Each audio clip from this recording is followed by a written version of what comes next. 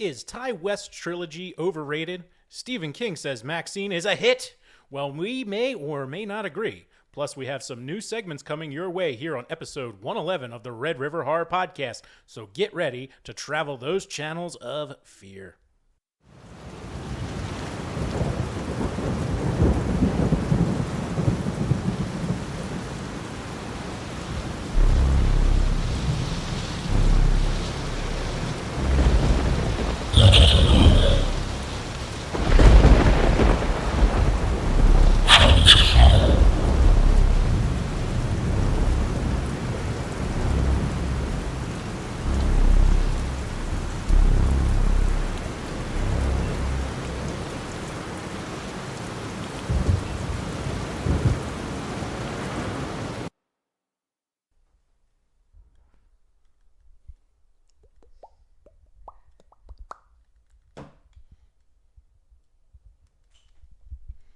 Welcome to episode number 111 of the Red River Horror Podcast. I am your host, Joe Zakrzewski, joined as always by RedRiverHorror.com founder, Eddie Caiazzo. Hey, Ed, how are you today? Joe, I am hot and definitely hotter than when we spoke to Joseph Kelly about Clown Motel. Yeah. It's July, August. It's the summer, baby. This is hot. It's the dog days of summer. That's where we're at right now.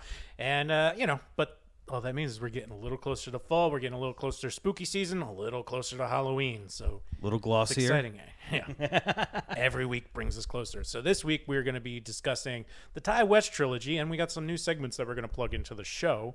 Mm-hmm. And just before we really break into it, Stephen King gives it a big thumbs up on Twitter. He says, MaXXXine is a hit. He loves it. Yeah. We've been discussing this trilogy a lot outside of the show when it comes to X, Pearl, and MaXXXine. So did you get around to watching MaXXXine yet? I did. You did. Good. Uh-huh. So we both got around to seeing MaXXXine. We've seen Pearl. We've seen X.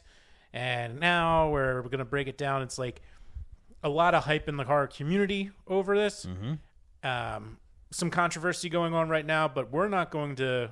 I don't want to give in to accusations. There's just some accusations with Mia Goth right now for mistreating a crew member. Oh, yes.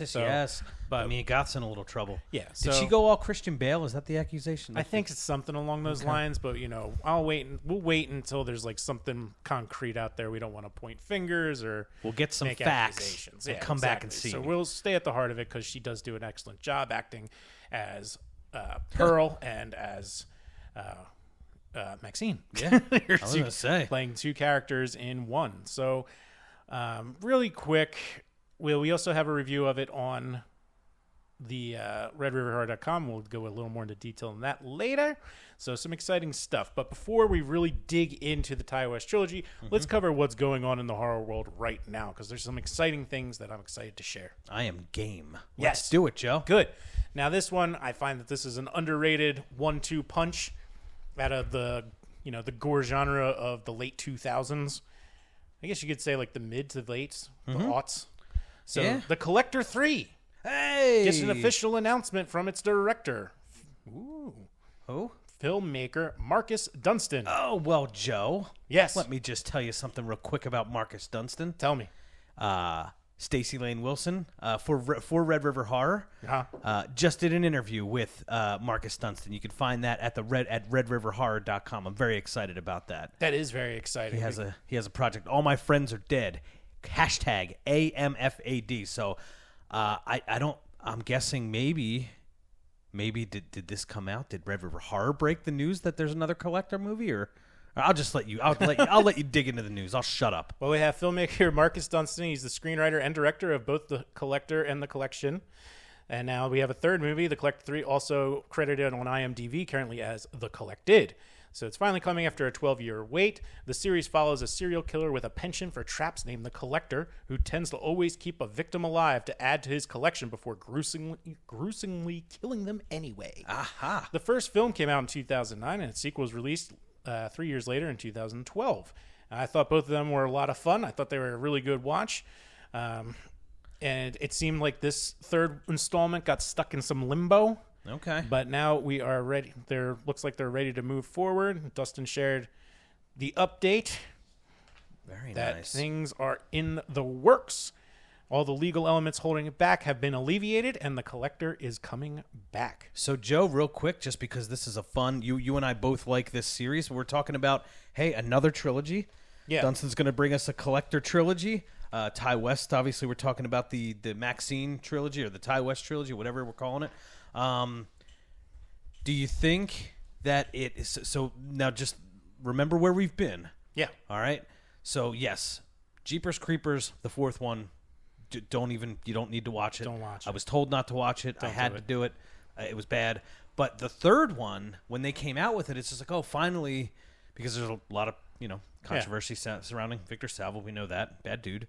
But when they finally released a third Jeepers Creepers, it's just like, okay, is this going to be good? Because I liked Jeepers Creepers 1, 2, and then 3 fell flat. We're going to be talking about the Ty West trilogy in a little bit here. So do you think that Dunstan hits with the collected, or do you think it's going to be a dud? What do you think? I think as long as he sticks with the formula from the first two, it's going to be a hit. All right.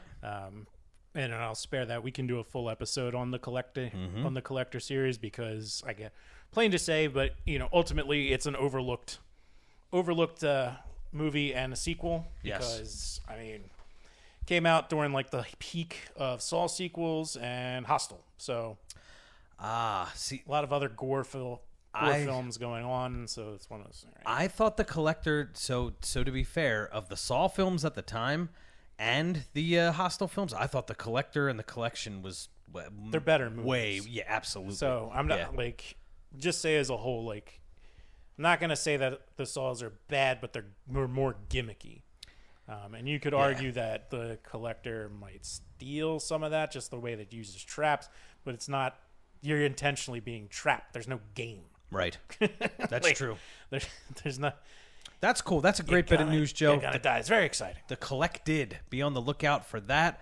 Very excited, and go to redriverhorror.com to read. And I think there's a video element as well for Stacey Lane Wilson's interview with the filmmaker. Yeah, which is very exciting. So share that. Check that out. Hey.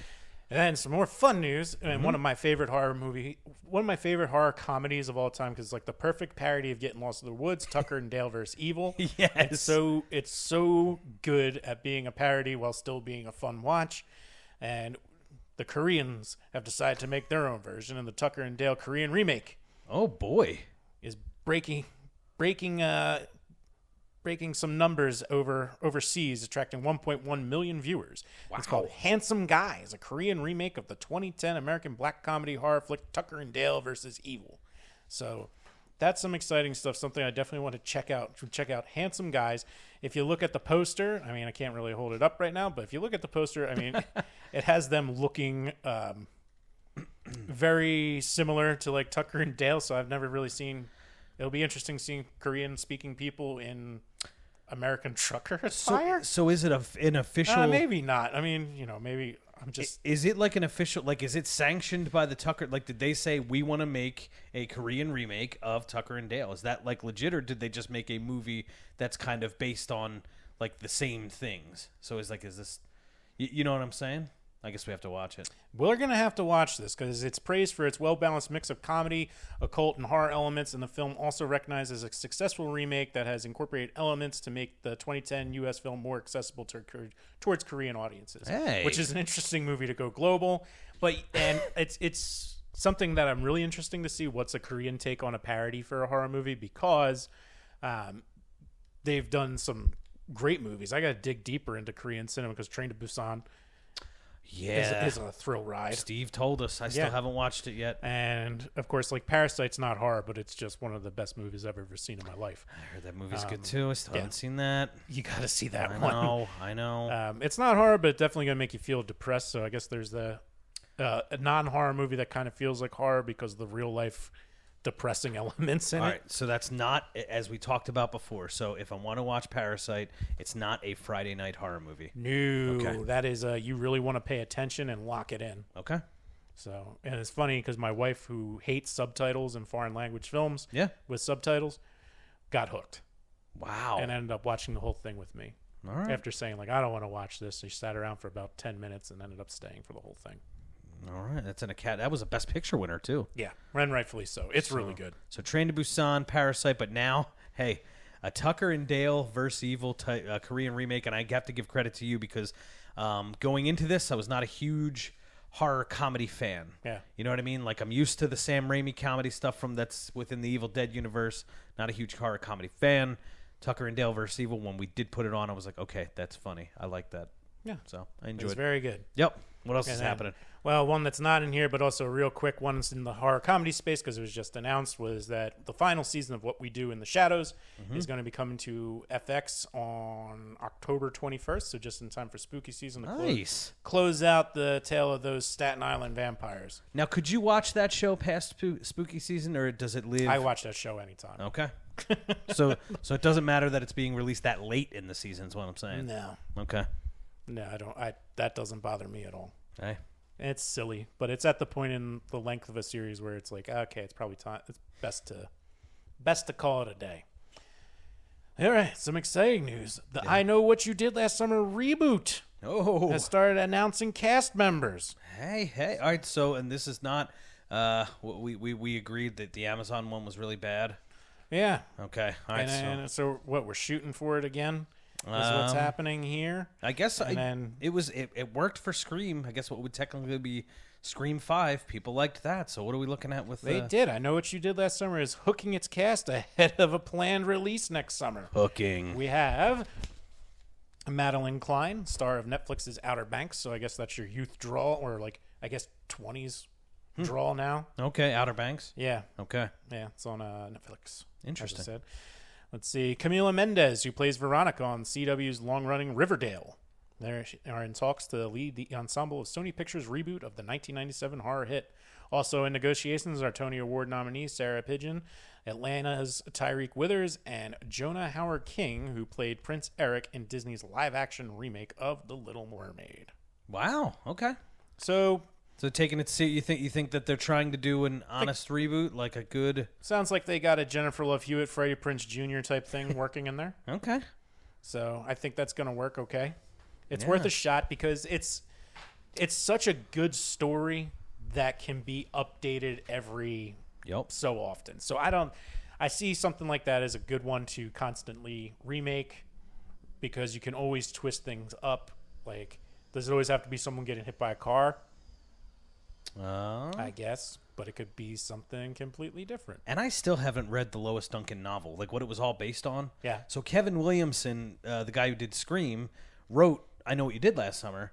That was his, like, you know, I can't remember who directed it, but yeah, Kevin Williamson wrote it. He's the guy who wrote Scream. So, but it was based off of Lois Duncan's novel, which I still haven't read yet. So I got to do that before this one comes out. Got to get around to it, bud. Get hooked. You got to get on that, bud.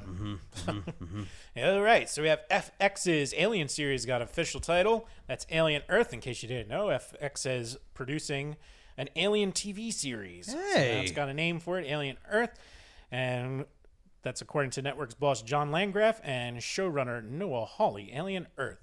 We just wrapped the production, so now I'm into the long post that gets into visual effects, says Hawley. Says, what's his name? Yeah, I lost it. Noah Hawley. There it is. There he is. So Hawley told, and he's also he's gotten some Emmys for some episode working with Fargo. Okay. You haven't People seen like Fargo? that show. Fargo's very good if you like anthology shows. Didn't know it was an I anthology. do. I like anthology shows. Yes. So it's a very big show. It's nice to have some time with it, he continued. The first year of anything, you want to feel like you're not up against the wall in terms of time. I've seen 4 to 8 hours of director's cuts and engaged in the process of figuring out cinematically what it wants to be. It's one of my favorite parts in making a show. Landgraf, in an interview about Fargo, The Bear, Shogun, and X-99, said he's already thinking about the future of the show. So FX is just on fire, and they're hoping to add an Alien TV series to their arsenal. I mean, there's just so much. I'm not a huge American Horror Story fan, but you figure, look at this roster. They have American Horror Story, American Horror Stories, What We Do in the Shadows, and now an Alien show. Yeah. And then isn't FX, because I know FX is on Hulu now with Disney as the head, but aren't they winning all kinds of Emmys or something for that bear thing? For the bear, The yeah. bear, yeah, that's what. So FX is putting out some good stuff. They do it too. I mean, It's Always Sunny still running. Wow. Is it really? Yeah. No way. Still going. They're doing the same thing that South Park did where they just cut down to, it's like, all right, we're only doing like 8 episodes and it's coming out whenever the hell we feel like it. Okay. And the network's just like, yeah, sure, do whatever the hell you want. I mean, if people were watching it, then yeah. Perfect. They're bread and butter. Quick on the Xenomorphs with Alien Romulus coming out. Fede Alvarez, who did the 2013 Evil Dead, did Don't Breathe. He's been all over social media. He is pumped about Alien Romulus. Like, you could tell, like, they built... he was showing a little bit behind the scenes, if you follow him on X, showing they built, like, a whole big set. It's not... He's very proud of the fact that, like, yes, well, of course, there's going to be CGI and special effects and things like that. This is like a world that they've built to film this movie. So, very excited. And actually, some special screeners, not Red River Horror, not this time at least, are getting a VHS tape of a scene. Oh, that's cool. From the film. That's really cool. Yes. So, Alien Romulus. And then I have a Slimer, which I'll show you at some point. But there's going to be a Xenomorph head popcorn bucket exclusive somewhere as well. All right. Very good. That's very cool. And that's all the news we have going on in the horror space for this episode. So do it. Yeah. So let's get back on task. Let's talk some Ty West. So all right. We were talking about doing this kind of episode, and the first time we really got into it lacked enthusiasm. And we like to be enthusiastic guys. Yes. We don't want to be the negative people in the horror space. Especially when it comes to horror. But I kept thinking about these movies, and it's like, did I enjoy X? Yes, I did. Mm-hmm. Did I enjoy Pearl? Yes, I did. How much of those movies did I really remember? Not a lot from Pearl. A good amount from X. Okay. And so I'm like, is that a cause of there's just so much content I don't retain anymore? Or did I just think it was okay and didn't feel the need for it to stay up in here? It's a good question because, as you know, X was very, very well received.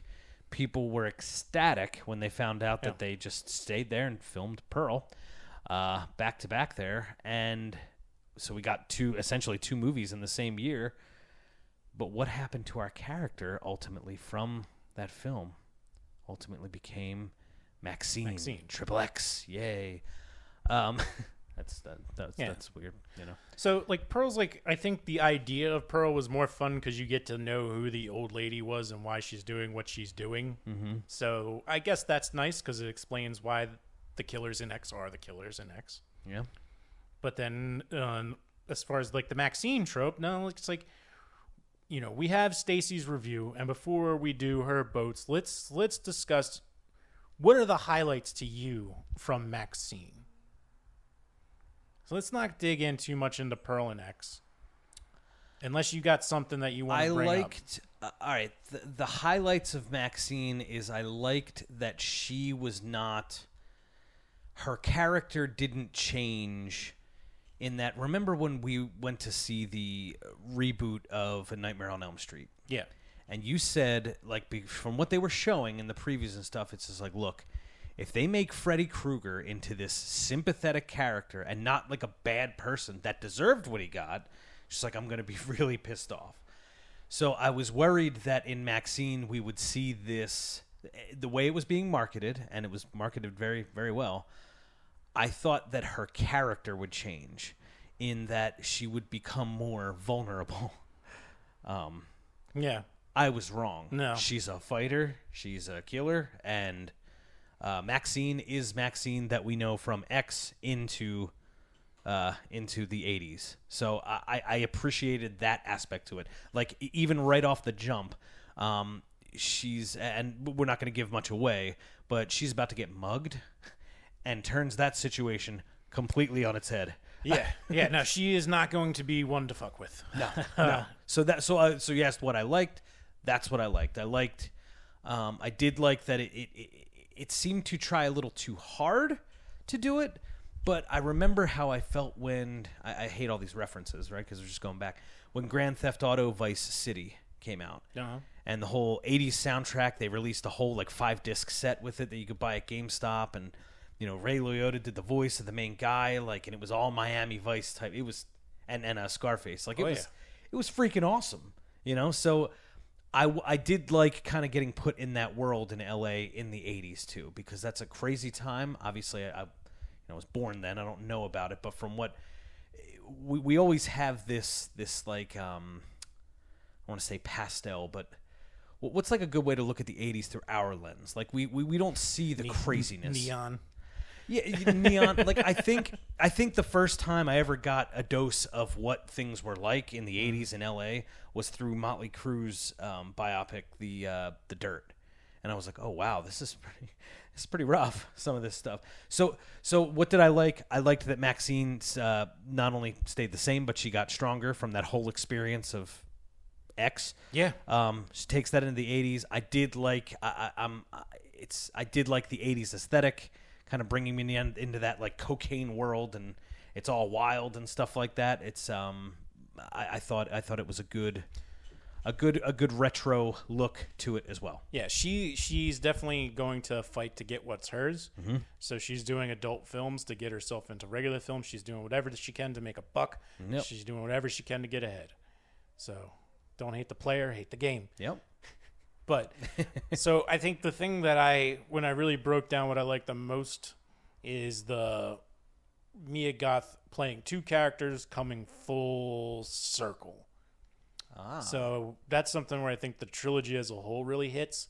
Is you have Pearl, where it's like, oh, you look so much like me.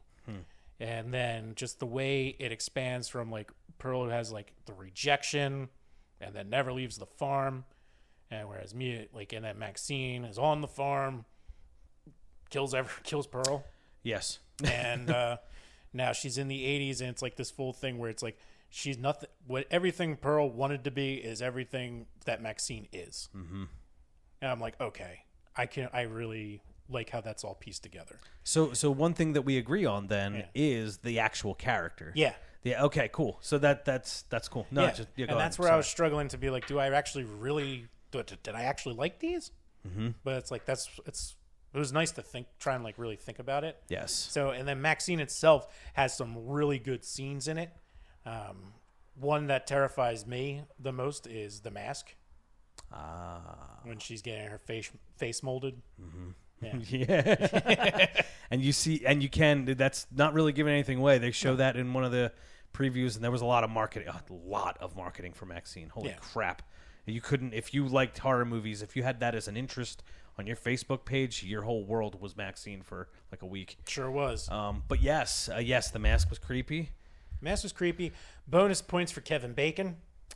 Bonus points for Kevin Bacon, but underutilized. Very underutilized. I thought there was going to be more bacon. And there's not, and they never put enough bacon on these things. No. And us being from Philly, Joe, if you're not adding enough bacon, Kevin Bacon, then we have a problem. We need more bacon. But that's I guess gets to, and you didn't bring this up, but I guess I will. I get to the problems with it. It was just Mia Goth. It was just MaXXXine. Yeah. Everything else was, I mean, one of the main stars advertised in the thing. It's just like, oh, she's in it. Is dead pretty damn early. Yeah, which I'm guessing it has to either have to do with like scheduling or budget. Okay. That's my guess. Like when you had because it had bigger names than any of the others. That's a smart take. That would make sense, and we've made movies, so you understand. That's a diligent response. No, but I didn't think you're thinking outside the box. Me, I'm thinking like, hey, this person was on you advertised that this person was in the movie, and then it's just like off. I'm like, yeah, okay. Yeah, I mean, just because they were available, possibly. Yeah. But the whole breakdown, it's a little bit. It's the movie itself's a little jumpy. It has great slasher type kills. Mm-hmm. So most of it, it hits the mark when it comes to death scenes. Yes. It doesn't miss there. The story itself just bounces around a little weird. Where there's parts where I kept getting lost. All right, so the question then becomes, the question going into this episode is Ty West's X Trilogy overrated, right? Yeah. Now you have to think, okay, at the heart of all of this, it is a slasher series. So with the way that they did X, and it was really well done, with the way that they brought you back in Pearl to that era, like the World War I era of pictures, which was wild. The way that they were able to successfully do that and tell stories in both. Like, did we have too high expectation for MaXXXine, or were we set up to that point saying, hey, I know you know how to tell a good story, even if it is a slasher story, and you didn't in MaXXXine? What do you think? Yeah, then that's the challenge.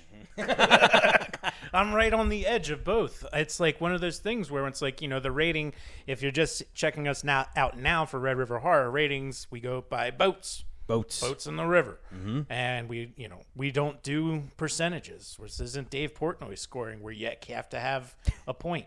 It's got to be straight up. Yep. None of this 5.2, 4.5. No, that's the difference. It's got to be straight, and that's what makes you really think about it, of where does this lie within the boat system. And so if you're going from 1 to 5 boats, 0 to 5 boats, like whatever, you have to look at it this way. So yes, there are no halves on Red River Horror, so that's on purpose. But the thing is, the 3 boats determines whether it's actually a good movie, and 2 so like 2 boats could be, it's just like, well, it's like is it a good movie, or is it just a really good character? Right. That's where I'm torn, because like, well, if I appreciate the character is the movie, like, yeah. So yeah. So is it good? All right. So what did the story itself's all over the place. So the story was story with her dad, and it's just like, okay, I guess that makes sense. It does, but then it gets fucking wild. Of just like, all right, now we're in the. I don't know. It just loses control of itself, and then comes back to, okay, she made it. Right. I don't know. It's just. All right. So we both agree, character strong. I liked the aesthetic of the film. It put me there. Yeah. I thought the supporting roles in MaXXXine specifically were very underutilized.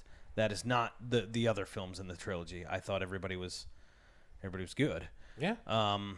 Yeah, we didn't get enough bacon. Not enough bacon. The Chicken Man, Giancarlo Esposito. Oh yeah, Giancarlo Esposito. Didn't really get enough of him. Yeah, I was really thinking that there was going to be more. I think it's having those bigger names involved, where I was expecting there to be more to it, but it looks like they were just around. Yes, that's the perfect way to put it. They were there. Yeah. They were in it.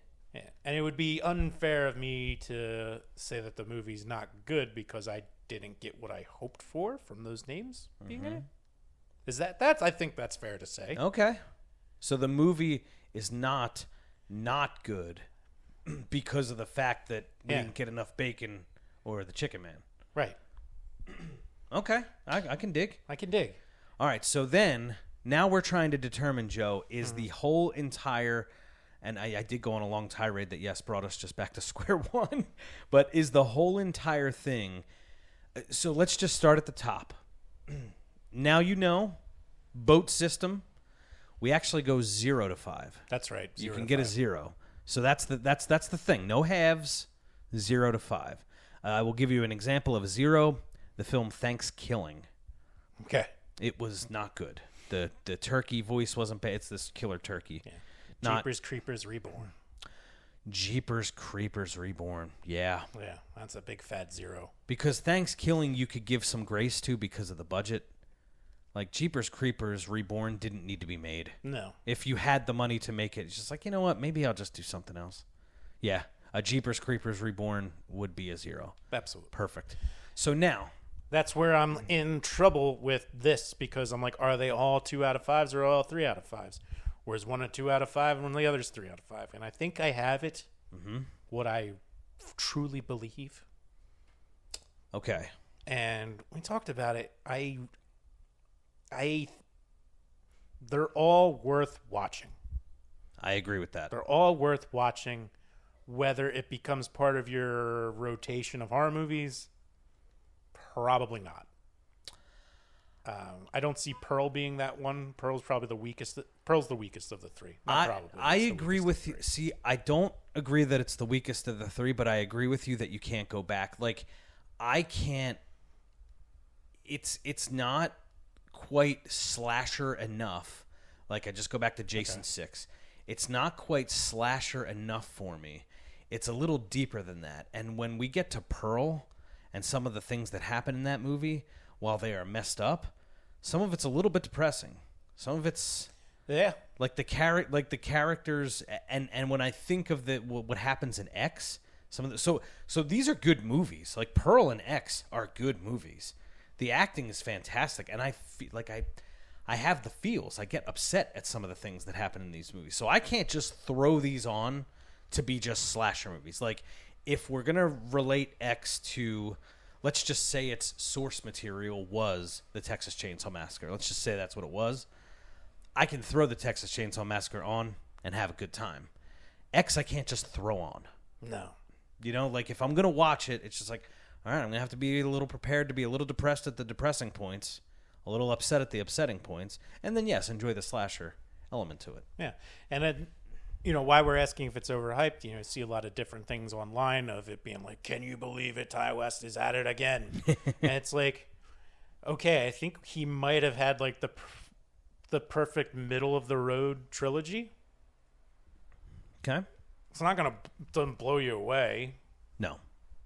It's clever enough. It's good enough. And the whole arc that he and Mia Goth created with the Pearl and MaXXXine character, that's the best part of it, and that's probably what they were going for, is that overall timeline of one person and then the other person who looks just like her being everything that she couldn't be. He had written a great character. Mia Goth, who also I think wrote starting with Pearl, plays that character perfectly. Yeah. So Goth gets a Scream Queen status, but she's not the Scream. She's do you get called a Scream Queen if you're the slasher of it? I don't know. So maybe Ty West just flipped the script on us. Yeah. All right. So how do you want to take this then? Do you want to go movie by movie as far as boat ratings, or do you want to rate the series? What do you want to do? So I think because we're talking about a trilogy as a whole, I'm going to give the whole trilogy a 3 out of 5 boats. Okay. Because definitely worth a watch. And definitely be like, you got to see the Ty West trilogy. I'm not going to be like, it's one of the best out there. I'm saying, you definitely got to watch it. They're totally worth a watch. If I were to break it down, if I really wanted to get into it, I'd say X and MaXXXine hold a good 3 out of 5, and Pearl I dropped down to a 2 out of 5. Wow. It's not that it's bad. It's just the one there. It's just like I don't need to ever. You could have done without it. Whereas, like I could, if I was going to introduce somebody to the series, I'd start with X and maybe just go right to MaXXXine depending on time, and then go back to Pearl whenever. So then I think that makes my rating the true rating of the series. Yeah. Because if I were to rate the films, I go X 4 boats. Okay. Pearl 3 boats. MaXXXine 2 boats. Wow. All right. Yeah. So it's a 3 out of 5 trilogy. It's a 3 out of 5 trilogy. Yeah. Because MaXXXine, I don't know. I was so excited. Like, I could not wait to see this freaking movie. But when I saw it, I think I just hyped myself up too much. Yeah. I like Ty West. I think he's a great horror filmmaker. Starting with all the way back, we go back to what, 2009, House of the Devil. Not that if you're a horror fan, you already know this, but Joe D'Angelo, our good friend from Different Take, he brought over that House of the Devil movie. We saw that for the first time. Like, we have this guy. This is awesome. Yeah, like that. Yeah. No, the dude's got the creds, and he's doing a great job. I'm just not over the top sold where Stephen King was. Yeah. And being like, this is a hit. It's like, yeah, it's good. Yeah. It's good, Steve. It's good. And when he gives the recommendation, I mean, Stephen King's the reason that everybody saw Evil Dead. He was like, whoa. The original one. Yeah. So, I mean, like, that's a... So has Stephen King, is he playing the role of influencer, or do you think that he thought that, no, this is really good? I'm sure he probably thought it was really good because it fits where his narrative goes. If you think about Stephen King, character arcs, right? And he.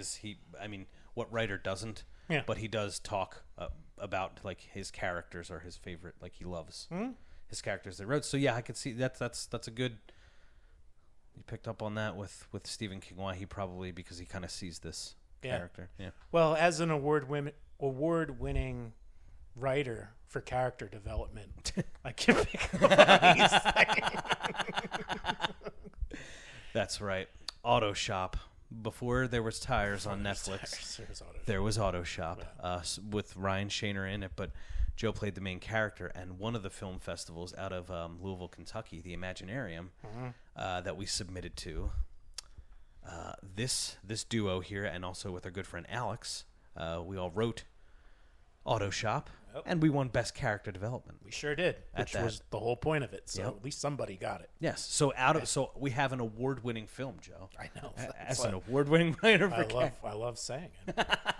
No, that's a good one. But yes, so okay, I could see that with Stephen King. Why he would love MaXXXine is because he does get to see this character, see it out, like see this character to the very end. Played masterfully by Mia Goth. She did just awesome.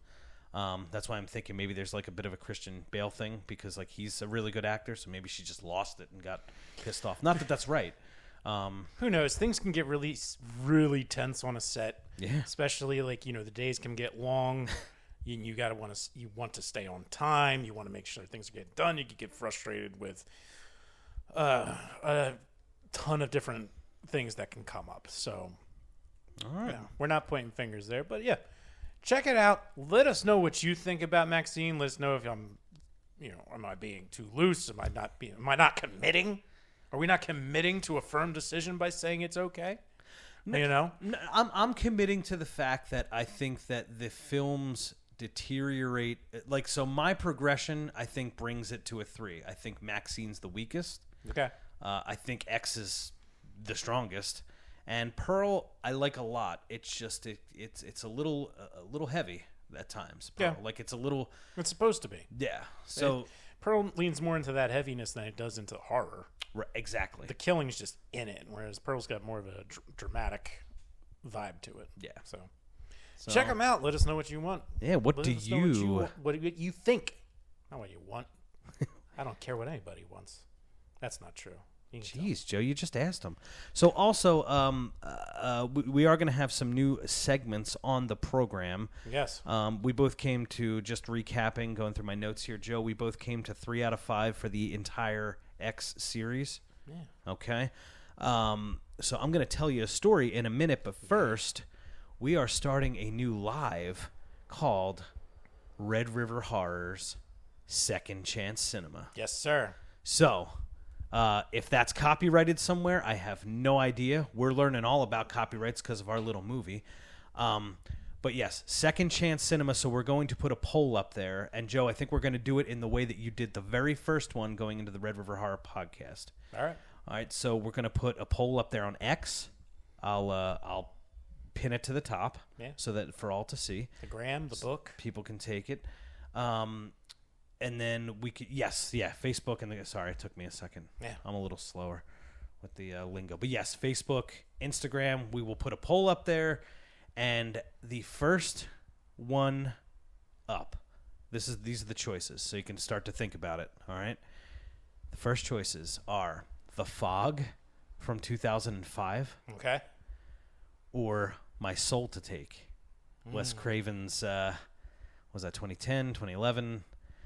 Universally panned slasher film with that guy on the bridge and the Riverton crew or whatever the heck. So My Soul to Take versus The Fog 2005. You are going to pick one, and then you can join us. We're going to do it. We're going to watch. I actually do it live. We'll do it live. I didn't like either of these movies. Joe, did you like either of these movies? No. So both movies we consider bad. But on a second chance... Watch them again. What will we think?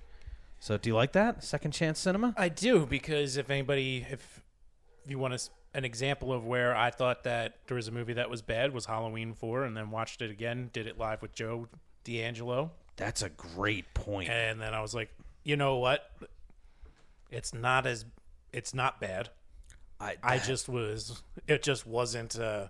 It's not the first one. No, The Mask. And it's like, it's fine.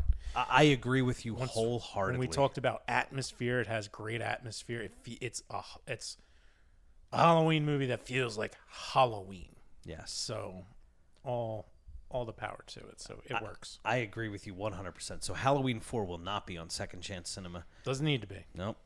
Not at all. All right, Joe. I think we wrapped it up with X, MaXXXine, Pearl, 3 out of 5 boats. Yeah, why don't you tell me a story there? So I'll tell you a story, and the first time, so this is a new segment. We're going to have a sounder. We're going to have a lot of fun stuff coming up on the podcast. But until then, we're going to start at home in a book, Philadelphia Ghost Stories, and this one's called A Voice in Betsy's Basement. Who do you think Betsy is? Betsy Rouse. The flag lady. Right. All right, so I'm going to tell you a story, Joe. She should more properly be known as Elizabeth Claypool. More than likely, her most important contribution to history is that she designed flags for the Pennsylvania Navy. But in historical myth, that gray area between fact and fiction, she is Betsy Ross, and she is credited with the sewing of the first Stars and Stripes. With me so far? I'm still here, yeah. It is a comfortable image, little Betsy, crouched over a broad swath of cloth, laboriously stitching the red, white, and blue that would fly as a symbol of freedom far beyond the expectations of those in her world in her time. The Betsy Ross myths notwithstanding, the old circa 1740 home, known popularly as the Betsy Ross House, actually the American Flag House / Betsy Ross Memorial, is a popular and worthwhile stop along the Philadelphia's history trail. Ross probably never lived there and probably never worked there. Perhaps her work wasn't nearly as important as its legend purports, but that's all right. America needs good, strong legends like Betsy. One thing is for certain, while Ross or Claypool or Griscom or Ashburn may never have lived there, she is buried there. And maybe, just maybe, her spirit remains there eternally. There's a picture of the house. It is known that Elizabeth Griscom was born New Year's Day, 1752, to Quaker parents. It is known that she became a seamstress and upholsterer and was hired by the Pennsylvania legislature, Benjamin Franklin, and the Society of Free Quakers, and it is quite conceivable that she might have had a hand in the designing and or sewing of the first flag of the United States. The truth, alas, is long lost in historical distortion. Betsy Griscom Ashburn Ross Claypool is buried with her last husband, John Claypool, in a courtyard of the house. Her first 2 husbands were casualties of the Revolutionary War. It was Charles H. Weisberger who, in 1893, founded the American Flag House and Betsy Ross Memorial Association. An accomplished artist, historian, Weisgerber lived in the old house at 239 Arch Street for nearly 30 years, died there in 1932. Arthur M. Holst, executive director of the House Memorial at the time of this writing, takes immense pride in the legend of Betsy Ross. The lure of the house and memorial, some 300,000 visitors streamed through in the year prior to publication of this book, which is a little while now, and works hard to maintain the image of the historic property. And he is hard-pressed to explain some of the odd incidents which have taken place there since he became director in 1996. The director said he's heard some stories about hauntings in the house. Quote, a psychic visited here one time, he recalled, and claimed Betsy Ross herself still resides in the house. They say her ghost has been seen or sensed sitting at the foot of her bed, and they say, for some reason, she's upset. Heavens to Betsy. Betsy's upset. Oh, yes. Several employees have heard that they can best describe as, quote, voices in the basement of the house, and both Holst and assistant manager Gregory D. Bell admit that there are many times they look over their shoulders as if someone is watching them. One time, Holst said, I was in the basement and I distinctly heard someone say, pardon me? There was no one there, and there was no doubt in my mind what I heard. I told one of the gift shop workers about it. He continued, I remember that I heard it, looked around, was almost relieved that there was nobody there. It was, shall I say, memorable. Holst speculated that the voice may well have been that of the benevolent spirit of Mr. Weisgerber, who so loved the old house and may have chosen to stay around a while. It's interesting. Mm-hmm. That's a fun one because I'm not familiar with that one, and because you don't go by the Betsy Ross house if you do the Philadelphia Ghost Tour. Correct. You're right. It's just off. It's just a little too far. You're right. Off of like a perfect route to do that. So I hadn't considered that. Yeah. So that's pretty neat. Yep. You know, and there's a lot of interesting like haunted colonial stuff in Old City. Oh yeah. So that's something I think we should probably dig into. I think I know might have some contacts. We can get someone from like one of the ghost tour guides or somebody to come on. That would be tell outstanding. us some more. Yes. Yes. So Joe, that is your story for this week. And that's going to be a new segment. I'm going to tell you a story every show. How about that? I love it. Yeah. That's a delightful way to bring things down and end the show. Yes. Yeah. So we got anything else to add? Just want to hear your thoughts about the X Trilogy, Ty West. If you have a story for me to tell, Joe, would love to hear about that. So you can do all that. redriverhorror@gmail.com is where you send that. You can also message our Facebook page, message our Instagram, message our X page, whatever. Joe and I will respond promptly. So just let us know, and also huge help, especially now with the YouTube thing. Give us a subscribe, ring the bell. If you're on Spotify, give us a like, review. You can now review episodes. On Apple Podcasts, you review the show. So all that stuff that you do for Red River Horror, that helps us a great deal, and we thank you. So, Joe, that is all I have. Well, thanks, Ed, and I've been Joe Zakrzewski, and this has been episode number 111 of the Red River Horror Podcast. And remember to keep traveling those channels of fear.